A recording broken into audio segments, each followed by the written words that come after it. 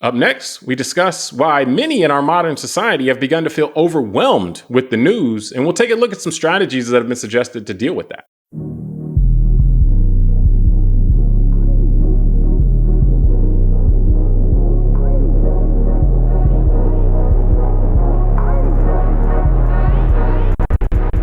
All right, so for our second part today, Tunde, we saw this piece in the Scientific American recently that talked about how news fatigue and people being overwhelmed with the news is something that is being observed more and more in our modern society today.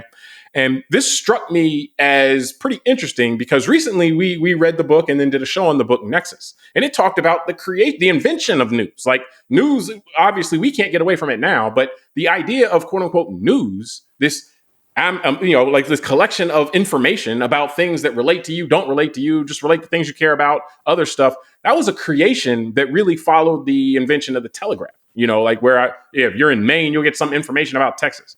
Doesn't affect you at all, but get some information about New York. Maybe it affects you marginally, maybe it doesn't, or maybe in theory it affects you, but it doesn't really affect your day-to-day life. None of it really affects your day-to-day life. And that is so within the past few hundred years, you're talking about something that's been created. And then now we're saying, okay, well, in the modern information environment, people are becoming overwhelmed with it. Fatigue is starting to affect the quality of their life. So, it seems like a real Frankenstein monster kind of thing here, where society's created it. Now it's starting to hurt us in tangible ways. So, what did you think? What stood out to you in this breakdown on how following the news for many people has become something that's overwhelming and really harmful to them in some ways? Yeah, I think it's obvious. I think many of us probably observed this for the last decade or so. That I think the fire hose of information that we all receive digitally, specifically, is creates mental health issues. There's people that I know in the summer of 2020, when all that stuff was between the COVID stuff going on online in the summer and all that, told me they were having mental health like breakdowns. And it's interesting, James, because we all make choices. And, that's why I chose in 2019 to get off social media, because I felt it was putting me in an emotional state that I didn't like in general. And it's interesting to think that we literally have potentially hundreds of millions of people in this country. We have 300 million people. We could have up to 200 million people that are walking around every day totally stressed out because of all the information they're constantly feeling with their TV, No, the key piece there, all of this stuff that actually doesn't affect the day-to-day part of their life. Right. Like that's the thing. They're like, people stressed out, but it's like, oh yeah, I got to pay this bill, or I got to go pick up my kid from school because this happened. Let me speak there's to a lot James. of reasons to be stressed out in life, but we're getting stressed out about stuff that's like theoretically important in our life, but not actually important in the day-to-day life. Well, let me speak to that a bit, because I notice the difference in my practice with my clients, talking to some of them, and as well as my personal life, my friends, somewhere in the middle of the last decade, like 2016, 2017, that era, where I just started hearing things that I'd be like, yeah, what do you mean? Or why do you care about that? And I don't remember everyone back then. I just remember around then I started noticing this. But I'll tell you, in recent times, like in the last few years, I know exactly what news my clients watch. If I pick up the phone and someone says, doing it, because we're in Florida, just for the audience that might not, know where we're at. So we're in South Florida, the Fort Lauderdale area, all that, Miami, all that stuff. I got clients that all they want to talk to me about is how bad San Francisco is, or how bad Chicago is, or how bad, how New York is so crappy and all this. I didn't hear that 10, by the way, and I didn't hear that 10, 15 years ago. You know what I mean? Yeah. I just heard it recently, and I started thinking, like, what do you care about? Like, what's going on in San Francisco? Like, that's their business. I don't care. Let the California voters vote no people into their thing. What do we care, right? And it's the same thing on other politics, right? That somebody's going to be, coming to get you in the middle of the night or something, and I'm just like, well. Something happened or maybe like a police shooting, that happened on the other side of the country, and there's everyone throwing up their hands over here. I'm like, well, our law enforcement is not behaving like that. So why is that an issue? And we even saw that recently with the hurricanes and the forest fires in LA, and it becomes a national story. And that's when I realized, to your point, James, like, 100 years ago, if me and you were just regular dudes living down here in South Florida, there was forest fires every year in California back then. Yeah. Just like there's hurricanes every year in Florida. But the people in California didn't know when we got hit by a hurricane until 2-3 months later when it was in their newspaper. And the same thing with us. We didn't know that some town in California got burned till a month or two later, till it shows up in our newspaper.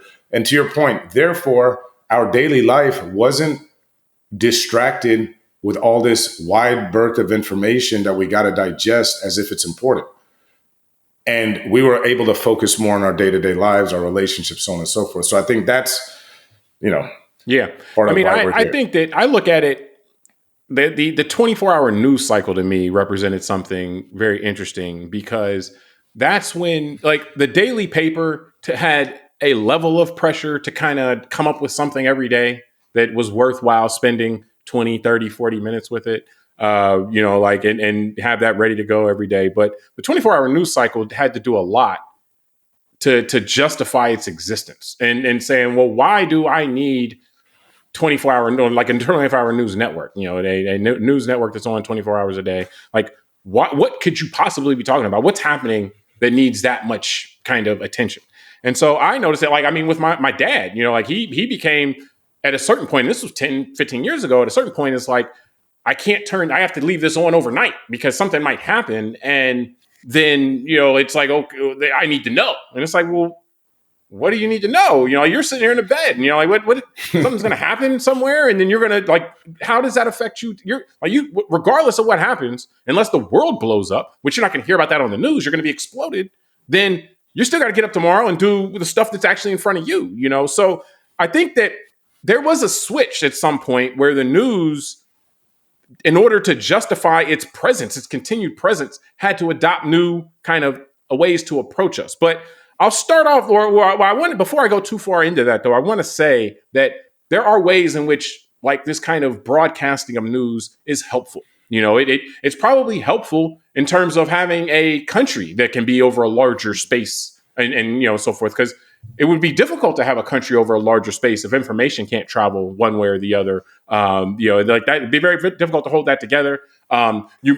Humanitarian reasons, it's probably helpful. We saw the fires, and then it wasn't just people in Southern California that were trying to help either put out the fires. Other countries are sending, firefighters to help. And then there's people sending, charitable aid and so forth. So there are benefits to the ability to disseminate information. This is why I look at it, and kind of our creation has these pros and cons, and the cons actually seem to affect us more on a day-to-day basis, though. The question is whether those benefits, whether the costs to us individually are something that overrides some of those benefits or exceeds those benefits.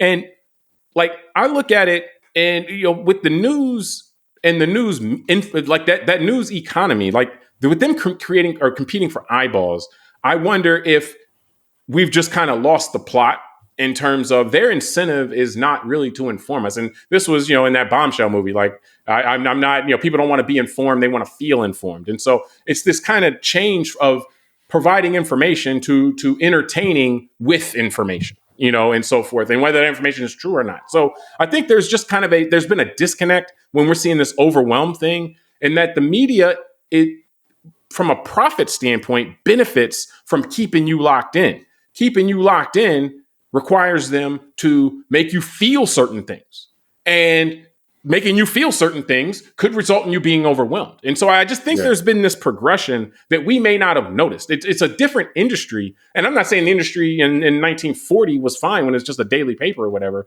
but I'm just saying it's a different industry now than then. And the idea that we would be getting overwhelmed by something that is trying to evoke emotion in us for the purpose of keeping our attention is there seems to be something misaligned kind of incentives there. If we want to be healthy and they want to make money, it seems like there's a misalignment there.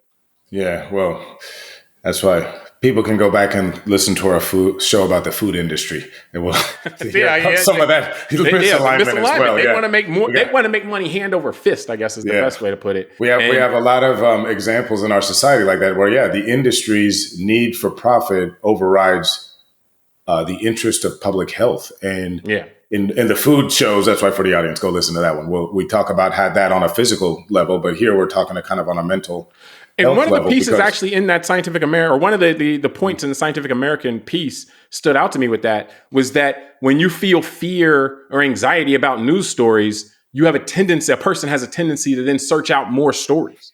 And so it actually, that their incentive would be for you to search out more stories. So their incentive then would be, and I'm always on the lookout for misaligned incentives, because people usually follow their incentive structure. And so a lot of times we subscribe evilness to just people. If you look at their incentive structure is set up to behave a certain way. But if it's that putting you in a disturbed mental state means you consume more news, then the people who benefit from you consuming more news would seemingly be incentivized to put you in a disturbed mental state. And fear and anger and anxiety does that. So it's like, that's not a good setup for us. Yeah, and think about, James, the first topic we just did today. That's how you lead to the fracturing of the public, right? That everyone is walking around scared and all that, and they're not able to think straight and critically think about what's being told to them. So, because the article does a great job. I'm just going to quote a little bit here. Like there's this part where it says, cognitively, fear hijacks our ability to think well. Fear can also interfere with attention, leaving people vulnerable to what psychologists call cognitive distortion. And it's very interesting because for those who want to take society and have us start thinking differently, these are very important tools. And so I'll forward down here and I'll just quote again. And because our fear has already reduced our cognitive abilities, because when we're scared, we're not critically thinking, we're also more likely to instantly take on someone else's view of the world without examining it for ourselves, especially if we consider them a leader. Think about that. Yeah. To me, that was profound, because it was like, you scare people enough so that their back's against the wall and they don't know what's going on. And they'll follow. So then they just kind of crave somebody to fix it all. And then I'm thinking about, didn't think about the 2016 campaign when Trump said, "I alone can fix it." Yeah. That is stuck out of my mind. I'm like, wow. Well, to some people that was ridiculous, and to other people that was powerful. It was refreshing. It was like, it was warming and saying, okay, this guy's going to save us. So the interesting thing, though, James, is that's kind of the part that honestly makes me feel uncomfortable with where we could go in the future and how this is becoming more and more Orwellian, our relationship with this technology, because the only way to say that a little differently, the way the technology can deliver it right to us all the time now. Like, it's not cable now. It's like, it's your phone, it's notifications, it's your scroll, it's all of this stuff that's so accessible to you and actually has a psychological pull on you in ways that it's almost like drug-like, so go ahead. No, that's what I'm saying. Like, it's like the Orwellian. I mean, that the state or the top down will be able to control, what we see and how we think. Almost like a Brave New World. I mean, it's interesting. All these manipulating our emotions. Like these dystopian stories from the 20th century, because of the totalitarianism with some of the regimes, around the World War II era. It's like we're actually more, the technology is allowing this stuff to kind of morph out now. You've dropped, Orwell and Brave New World here in the last 2 minutes. So that's what I'm thinking. Like, maybe that's why they don't want kids reading those books anymore in school. Not only did I think they were so boring back then, but now I'm like, damn, those things actually. There's people that want that kind of style from the top. I didn't actually realize I lived to see this. No, but that's the thing, James, because I feel like it's our own evolutionary processes, like the ability of fight or flight. And I think the fact that we respond so much to images, like think about, like you're saying, 1940 was newspapers. Yeah. With cartoons. And having a photo was considered amazing. And that's big for sales and all that. Just a photo, And James, think about this. I thought about this actually in preparing for our conversation. The power of images. Think about the situation in Gaza since, October 7th of 23, and how images have moved so many people in the United States that have nothing to do with what's going on. And I don't mean that in a disrespectful way. I know that a lot of people have something to do emotionally with what's going on. What I mean is they're not physically in that place getting, dealing with either the Israeli side or the Palestinian side.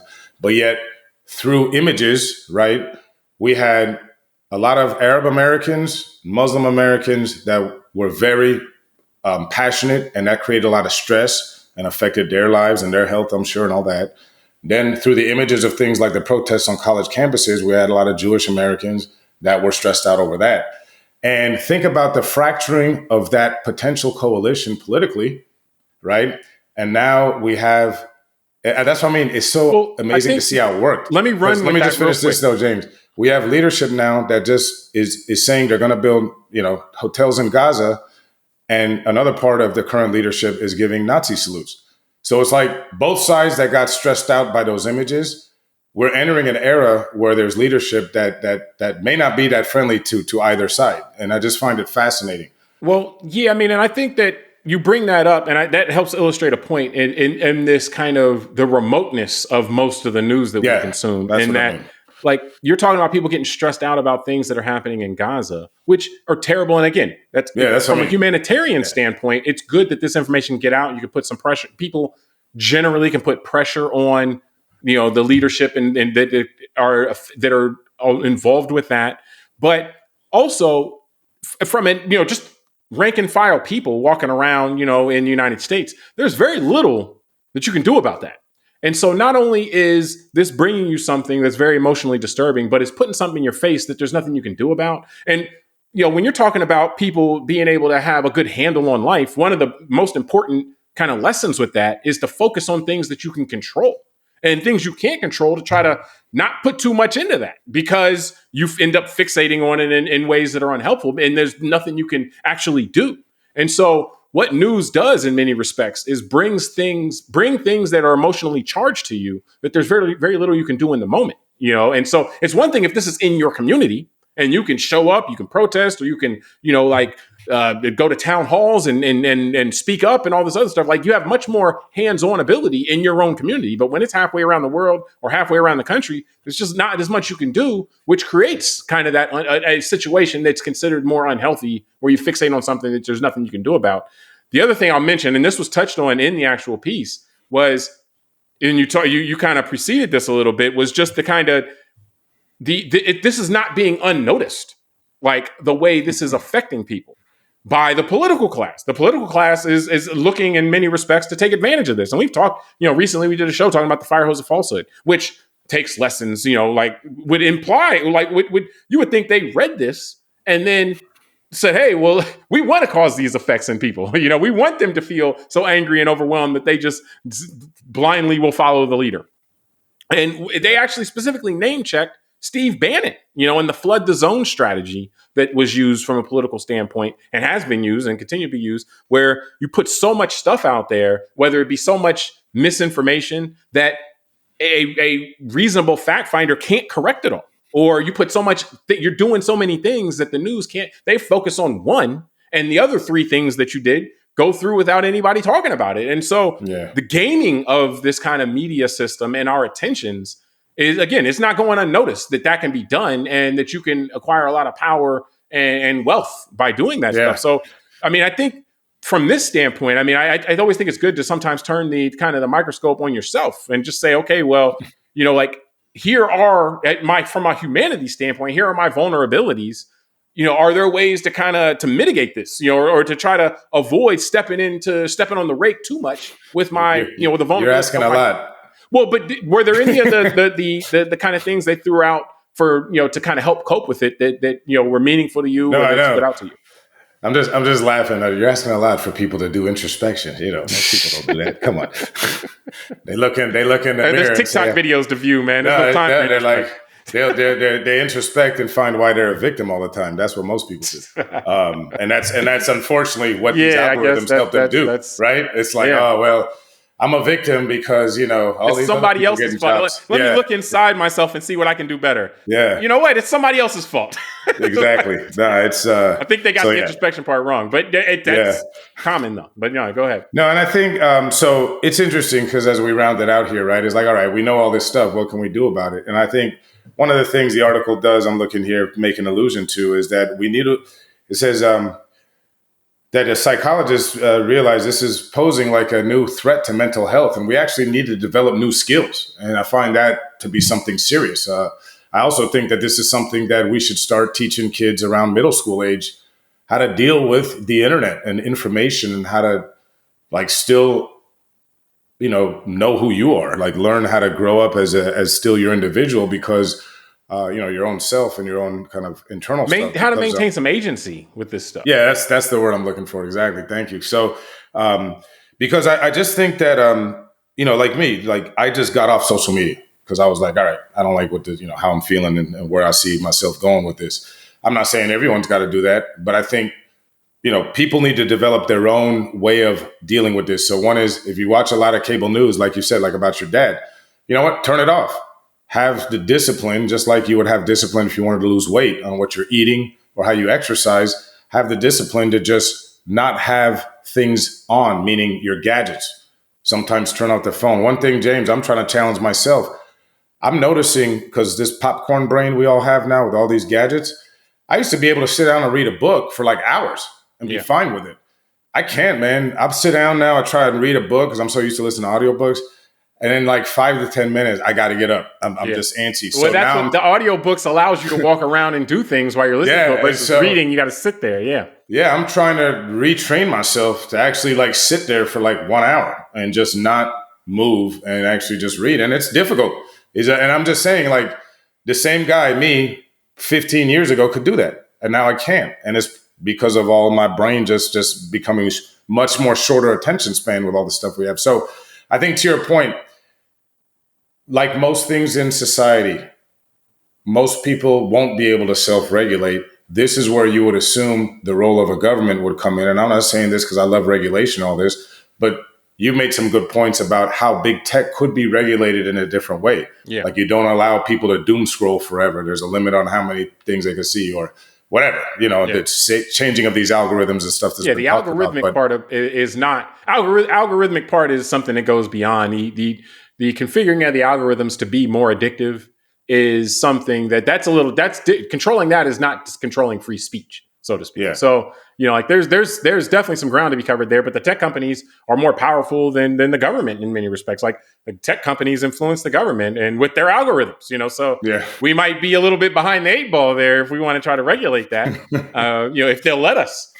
Which they won't. And that goes into remember the techno-feudalism, that we looked at a while ago. I was going to say, man, that might be another show topic, which is the effects of this kind of algorithmic manipulation on our actual politicians that make policy.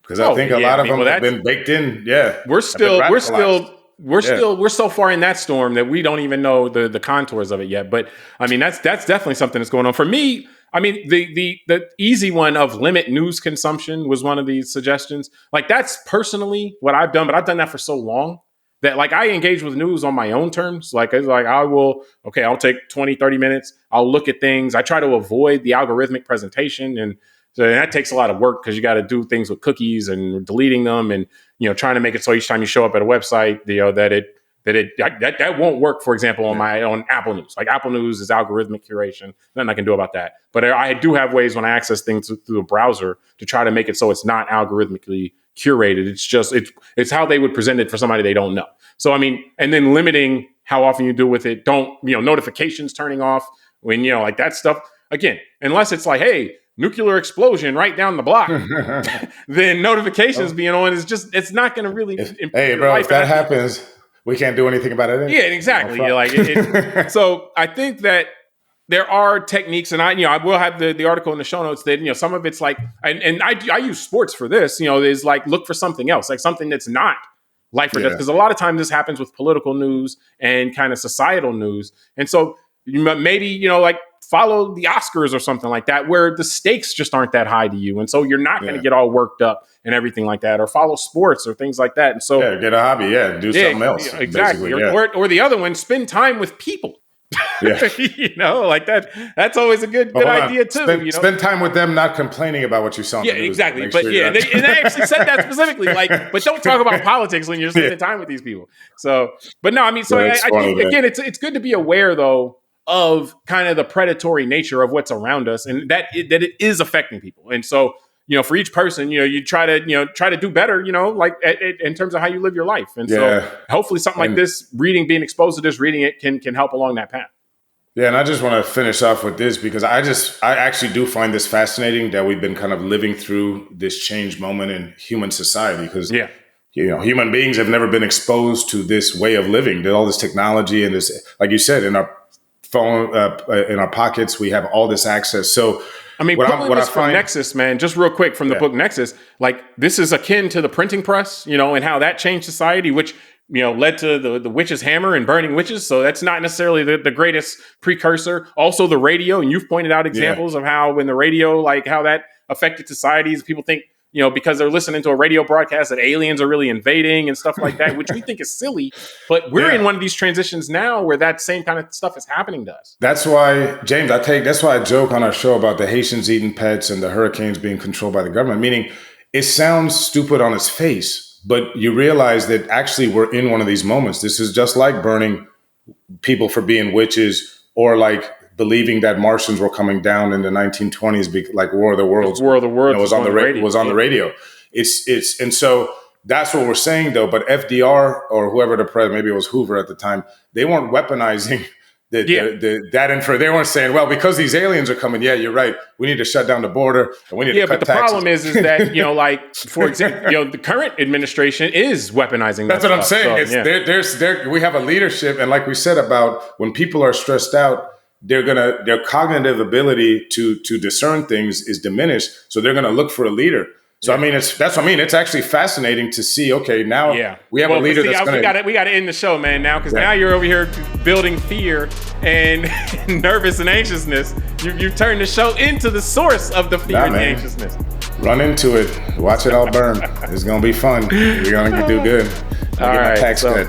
But no, we'll wrap this up from there. We appreciate everybody for joining us on this episode of Call Like I See It. Check part 1 out as well. Subscribe to the show. Rate it, review it. Tell us what you think. Send it to a friend. Until next time, I'm James Keys. I'm Tunde Ogunlana. All right, we'll talk to you soon.